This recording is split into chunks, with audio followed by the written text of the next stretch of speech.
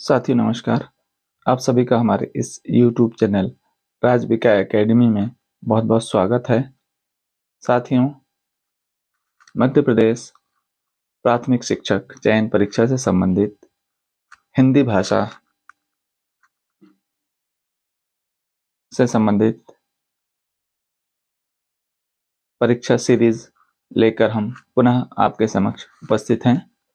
साथियों, आज का हमारा जो टॉपिक है वह है संज्ञा। हिंदी भाषा व्याकरण में हमने पिछले वीडियो में भाषा और लिपि से संबंधित कुछ प्रश्न देखे। उसके बाद हम आज पुनः आपके समक्ष संज्ञा लेकर प्रस्तुत हुए हैं। यहाँ पर आप देख रहे हैं कि संज्ञा किसे कहते हैं।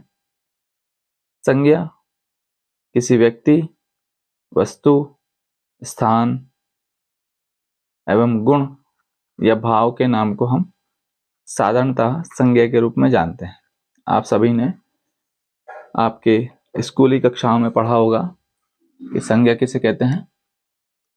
सरल शब्दों में हम यदि कहें तो संज्ञा किसी नाम को कहा जा सकता है। किसी भी नाम को हम संज्ञा कह सकते हैं। अब संज्ञा के प्रकार कौन कौन से हैं? तो संज्ञा के प्रकार हैं। पहला है जातिवाचक संज्ञा। अब जातिवाचक संज्ञा क्या होती है? जिन संज्ञा शब्दों से किसी एक ही प्रकार की वस्तुओं का बोध होता है उन्हें हम जातिवाचक संज्ञा कहते हैं। जैसे उदाहरण के लिए यदि हम देखें तो जैसे लिखा है शब्द घर, किसान, कुत्ता, मजदूर, पुस्तक, डॉक्टर, वकील, मंत्री, अध्यापक, शहर, हिरण, पेड़ पौधे, नदी, पहाड़, फल इत्यादि। ये सभी शब्द संज्ञा शब्द हैं और यदि इनका हम वर्गीकरण करें तो ये सब जातिवाचक संज्ञा के अंतर्गत आते हैं।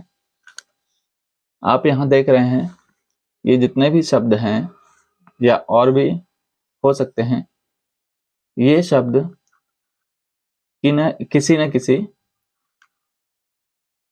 विशेष जाति का बोध करा रहे हैं। जैसे घर, घर शब्द से यहाँ पर संसार में जितने भी घर हैं उन सभी का बोध करा रहे हैं। जैसे किसान है तो संसार में जितने भी किसान हैं उस किसान जाति का बोध करा रहे हैं। कुत्ता शब्द यहाँ संसार के समस्त कुत्ता जाति का बोध करा रहा है।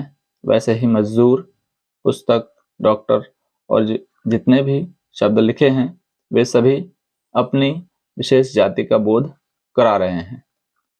तो साथियों, यह है जातिवाचक संज्ञा।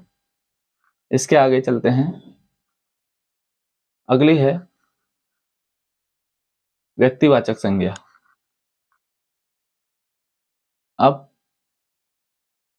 व्यक्तिवाचक संज्ञा में देखते हैं जिन संज्ञा शब्दों से किसी एक ही वस्तु, व्यक्ति या स्थान आदि का बोध होता है उन्हें व्यक्तिवाचक संज्ञा कहा जाता है। जैसे उदाहरण के लिए राम, कृष्ण, रामायण, महाभारत, गंगा, यमुना, दिल्ली, भोपाल, सेब, गुलाब, कामधेनु इत्यादि। साथियों, आपने इसके पूर्व देखा हमने कुछ ऐसे शब्द देखे जिनसे उनके जाति विशेष का हमें पता चलता है। अब यहाँ पर कुछ ऐसे शब्द हैं जो व्यक्ति विशेष से संबंधित हैं। जैसे राम, राम शब्द एक व्यक्ति विशेष का नाम है। कृष्ण, कृष्ण भी किसी व्यक्ति विशेष का नाम है। रामायण, जैसे इसके पूर्व हमने देखा था, यहाँ पर पुस्तक शब्द दिया था, आप देख रहे हैं पुस्तक शब्द। तो इस पुस्तक शब्द से संसार की समस्त पुस्तकों का बोध हो रहा था, किंतु यहाँ पर हम देखें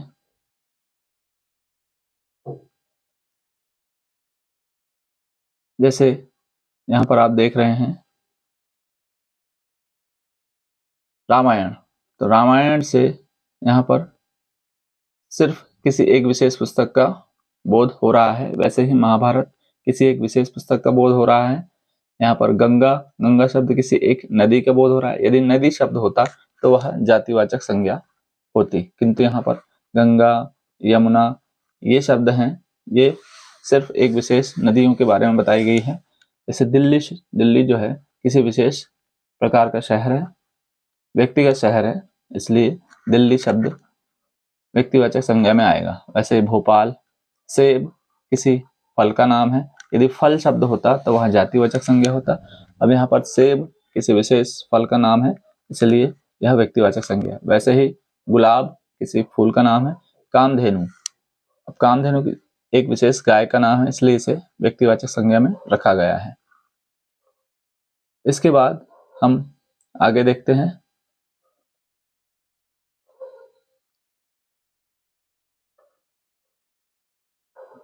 तीसरी संज्ञा है भाववाचक संज्ञा।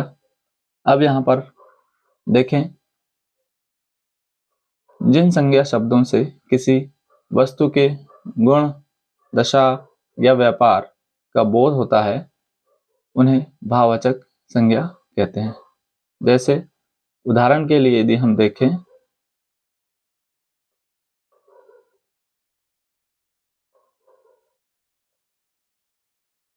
सुंदरता, जवानी, उन्नति, मित्रता इत्यादि, तो यह सभी आप देख रहे हैं उदाहरण, यह किसी भाव को दर्शाते हैं।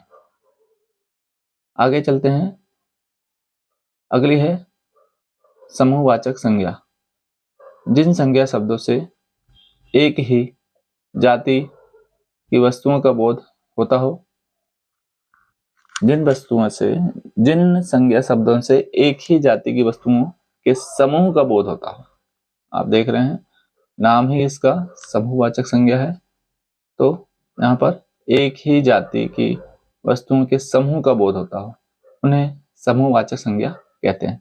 जैसे उदाहरण के लिए हम देखें, कोई भी शब्द ऐसा जिससे हमें समूह का पता चलता हो, जैसे कक्षा, तो कक्षा शब्द से हमें पता चल रहा है तो कक्षा में एक छात्र नहीं होता, बहुत सारे छात्र होते हैं, समूह में छात्र होते हैं, अतः कक्षा शब्द जो है वह है समूहवाचक संज्ञा। वैसे ही सेना, सेना शब्द, दल किसी एक व्यक्ति का नहीं होता, दल एक से अधिक व्यक्तियों का होता है। गिरोह भी एक से अधिक व्यक्तियों का होता है। पुलिस शब्द ऐसा है जिसमें पुलिस के सारे जो सैनिक हैं वो इसके अंतर्गत आते हैं। ढेर, किसी वस्तु का ढेर भी समूहवाचक संज्ञा के अंतर्गत आएगा। गुच्छा, जैसे चाबियों का गुच्छा, फलों का गुच्छा, और गुच्छा शब्द समूहवाचक संज्ञा होता है। गट्ठर, जैसे लकड़ी का गट्ठर इत्यादि। अब ये समस्त प्रकार के जितने भी यहाँ पर आपको शब्द दिखाई दे रहे हैं, ये सभी समूहवाचक संज्ञा के अंतर्गत आते हैं। आगे चलते हैं। आप देख रहे हैं अगला प्रकार है द्रव्यवाचक संज्ञा। तो यहाँ पर द्रव्यवाचक संज्ञा, जिन संज्ञा शब्दों से किसी ऐसे पदार्थ या द्रव्य का पता चलता है या बोध होता है जिसे हम नाप तोल सकते हैं किंतु गिन नहीं सकते, यहाँ पर गिनती नहीं कर सकते, उन्हें द्रव्यवाचक संज्ञा कहते हैं। जैसे उदाहरण के लिए यदि हम देखें तो कुछ यहाँ पर उदाहरण दिए गए हैं, जैसे सोना, चांदी, लोहा, दूध, दही, तेल, पानी इत्यादि। ये सभी शब्द जिनमें धातुएं, तरल पदार्थ इत्यादि आ सकते हैं, ये सभी जो शब्द हैं यह द्रव्यवाचक संज्ञा के अंतर्गत आते हैं। साथियों, अभी आपने संज्ञा के प्रकार देखा। अब हम आगे देखते हैं। हिंदी भाषा में व्याकरण में कुछ और शब्द हैं जिन्हें जानना बहुत जरूरी है, जैसे यहाँ पर दिया है लिंग। लिंग की सामान्य परिभाषा आपने आपकी कक्षाओं में पढ़ी होगी। यहाँ पर एक बार पुनः देखते हैं। लिंग शब्द संस्कृत भाषा का शब्द है जिसका अर्थ है चिन्ह। जिस चिन्ह द्वारा यह माना जाए कि कोई व्यक्ति पुरुष जाति का है या स्त्री जाति का, उसे लिंग कहते हैं। दूसरे शब्दों में संज्ञा के जिस रूप से, अर्थात संज्ञा शब्द के जिस रूप से पुरुषत्व या स्त्रीत्व का बोध हो, उसे लिंग कहते हैं। हिंदी भाषा में लिंग दो प्रकार के होते हैं। पहला,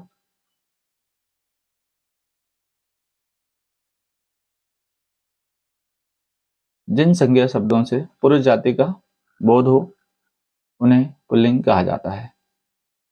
जैसे उदाहरण के लिए लड़का, बैल, पेड़, ट्रक इत्यादि। यह शब्द पुल्लिंग शब्द में आते हैं। इसके बाद हम आगे देखें तो स्त्रीलिंग जिन संज्ञा शब्दों से स्त्री जाति का बोध हो उन्हें स्त्रीलिंग कहा जाता है। उदाहरण के लिए देखें, जैसे अभी हमने पूर्व में देखा था लड़का पुल्लिंग, तो उसका स्त्रीलिंग लड़की, बैल उसका स्त्रीलिंग गाय, पेड़ एक पुल्लिंग है। अब झाड़ी शब्द जो है वह स्त्रीलिंग में आएगा। ट्रक पुल्लिंग है। वैसे ही बस, गाड़ी, ये सभी स्त्रीलिंग के अंतर्गत आते हैं। इसके बाद हम आगे चलते हैं। यहाँ पर आप देख रहे हैं लिंग के बाद हम वचन में दृष्टि डालते हैं। वचन क्या होता है? वचन संज्ञा, सर्वनाम, विशेषण और क्रिया के जिस रूप से एकत्व या अनेकत्व का बोध होता है उसे वचन कहते हैं। अब हिंदी में दो प्रकार के वचन होते हैं। यदि आप देखेंगे संस्कृत में 3 प्रकार के वचन होते हैं, लेकिन हिंदी में 2 प्रकार के होते हैं। कौन कौन से वचन होते हैं, इस पर दृष्टि डाल लेते हैं। हिंदी में 2 वचन होते हैं, एक वचन और बहुवचन। यहाँ आप देख रहे हैं एक वचन में जैसे नदी, लड़का, कलम इत्यादि, ये सभी संज्ञा के उदाहरण हैं। अब इन शब्दों से, इन संज्ञा शब्दों से हमें एक वचन का बोध हो रहा है, इसलिए हम इनको एक वचन कहेंगे। और बहुवचन में हमें एक से अधिक का बोध हो रहा है, जैसे नदियां, यह नदी का बहुवचन है। नदी से एक नदी का बोध होता है, जबकि नदियां एक से ज्यादा नदियों का बोध करा रही हैं। लड़का, एक लड़के का बोध हो रहा है, एक वचन है। और लड़के, एक से अधिक लड़कों के बारे में बताया जा रहा है, तो यह बहुवचन है। कलम का बहुवचन है कलमें, एक से ज्यादा कलमों की यहाँ पर बात हो रही है। तो साथियों, अभी आपने संज्ञा, लिंग और वचन से संबंधित यहाँ पर कुछ जानकारियां देखी। साथियों, इसी प्रकार की जानकारी हम सीरीज में लेकर उपस्थित हो रहे हैं। यदि आपने अभी तक हमारा चैनल सब्सक्राइब नहीं किया है तो चैनल सब्सक्राइब कर लें। आपको यहाँ पर राज्य एवं केंद्रीय शिक्षक पात्रता परीक्षा से संबंधित बहुत महत्वपूर्ण जानकारियां मिलने वाली हैं, जिनमें आपको हिंदी भाषा और व्याकरण से संबंधित जानकारी प्राप्त होगी, जो आगामी प्राथमिक शिक्षक, माध्यमिक शिक्षक एवं उच्च माध्यमिक शिक्षक अभ्यर्थियों के लिए महत्वपूर्ण होगी। इसके साथ साथ और भी दूसरी परीक्षाओं के लिए महत्वपूर्ण होगी। साथियों, आपको हमारा यह वीडियो कैसा लगा, कमेंट करें, लाइक करें, शेयर करें। Thank you.